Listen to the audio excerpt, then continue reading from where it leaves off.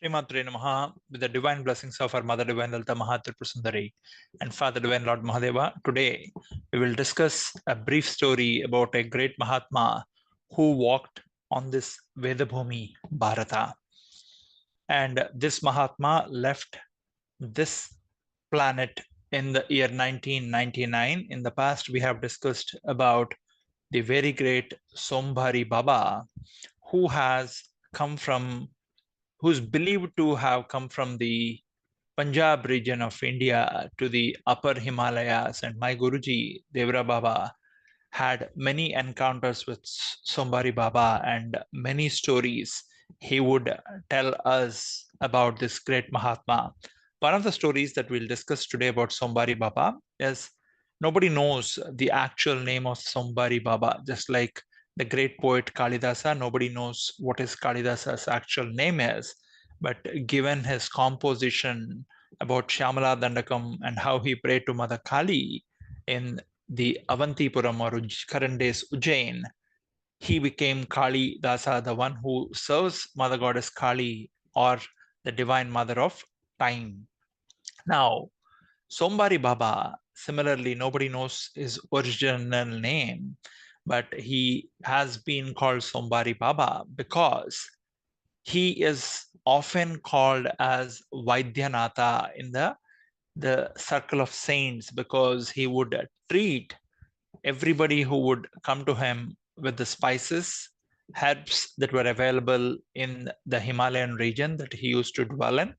And the local doctors, therefore, started taking personal revenge and started developing animosity against Sombari Baba. And to an extent, this was the time where India was under the East Indian Command or the British rule, and the doctors would essentially get the power and influence of the administration and eventually made Sombari Baba stop treating and healing the people.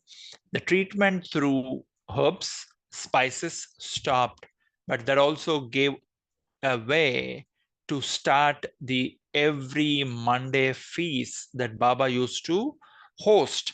And these feasts essentially have got him the name Sombari Baba. And given that in the early 1900s, there was not much spread of the tourists in the upper Himalayas, very little is known about this Mahatma. And many of the stories continue to be propagated through the oral tradition by the great gurus who shared the space, time, and the piece of Vedabhumi with Sombari Baba. Sombari Baba, whenever he would cook the food, he would always feed others first. And the one ritual that he had was asking everyone to go wash their hands, feet, and the face. One day, a devotee asked Sombari Baba why he mandates everyone to wash his feet at their feet, legs, and the face. So Sombari Baba said, the upper part of the body face essentially is where all the Gyanendriyas are, the organs that are essentially controlling seats of wisdom, and therefore they are commanding and controlling what one should be doing. For example, if my brain tells me what I'm supposed to do, I'm going to move my hands and make gestures. And then, if my brain tells me that I need to go somewhere, then my legs will start moving in synchrony with the hands. And therefore, anything and everything neck down are the karmendriyas.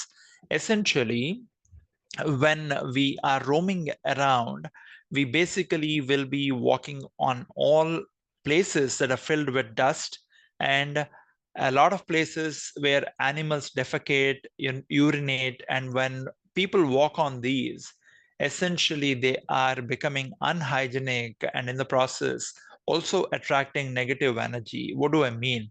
Whenever a water or any material touches us, for example, the clothes, the moment we use them, we are supposed to put them for wash and rinse them through in the washing machine or hand wash or whatever we're comfortable with. Anything that touches this Panchabhautika Sariram continues to attract a negative energy because, anything that's one of the reasons why we have to take shower every day or bathe with salt water. Salt as a natural element removes the negative energy that all of us accrue and gather in our bodies. The way our life attracts positive energy, our life also attracts negative energy. The way we attract positive energy is by doing namaste, by taking the blessings of the elders, by saying the stotras, prayers, and meditation. The way we'll attract negative energy is by talking ill of others. And when others look at us with jealousy, they would be transferring some amount of their good karma. They would also be transferring some amount of drishti or negative energy onto us, so-called evil eye. And so this world is full of energy that gets transferred either to you or from you to somebody else or to something else. Now, in this process, when anybody would approach Baba, Baba wanted them first to get cleansed and rinsed of these negative energies that typically are touching and attaching to the legs. Those days, many people used to walk barefoot. Even if you wear footwear and walk, you would still retain the negative energy in the feet and the hands. That is the reason in the Vedic tradition, whenever anybody comes home, they're first offered water to wash their legs and the hands and the face, because when we are looking at someone, when somebody is looking at us, they are looking at our face, which is the index of the body, and that face continues to attract the negative energy.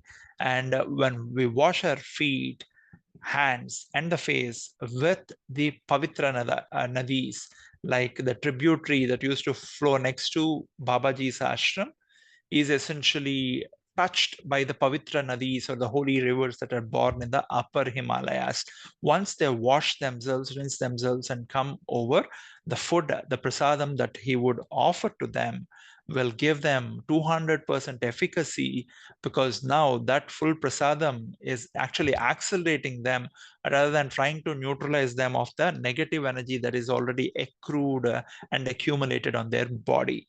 This is the reason Baba would often ask them to go wash their feet and hands and the face. This is one of the reasons it's extremely important whenever anybody, when you reach home, it's important for you to wash the feet and the hands and it's important to rinse the mouth and wash the face to get rid of the negative energy, to minimize the negative energy eroding our positive energy.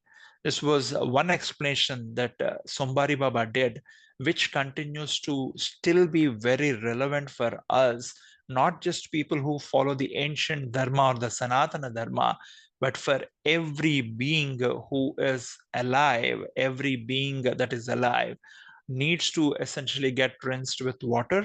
If you have access to water mixed with a little salt, will do miracles. This is one another reason when we go to a bathroom, use the bathroom, it's extremely important to mop the bathroom clean by the squeegees or the whatever we get in order to keep the bathroom dry. When you clean the bathroom with the used water, the water that touches the body that we use to bathe and wash our feet, hands, and the body, it essentially has neutralized our body of the negative energy, therefore transferring that negative energy from the body into that water. So that is the reason oftentimes bathrooms and places where we keep used clothes tend to attract the negative energy. This is one reason why in the ancient Indian homes, you would always see the bathrooms being outside, and also places where you would dump all your used clothes used to be outside. But given the current setup where houses are becoming compact, it's extremely important for us to put these used clothes for washing every day, and also essentially to keep the bathrooms clean so the used water is drained, and therefore the negative energy in the bathroom that got transferred into the water that you bathed with or took a shower with is essentially getting drained out. And that's the reason it's extremely important after we take a shower, you pour a mug full of fresh water that you haven't bathed with, right from the shower or from the bucket, and then clean the bathroom, mop the bathroom clean, or use one of those bathroom floor cleaners in order to remove the water from the floor, so the negative energy does not get accumulated in the bathrooms and does not attract. This is one story of Sombari Baba that continues to be very, very relevant for us. We will also discuss very beautiful stories of this great Mahatma Sombari Baba, who was a great Shakteya Upasaka of Mother. And though he was seated in the upper Himalayas, he was a staunch devotee of Mother, and his favorite name was Meenakshi, the one who has the eyes of the fish.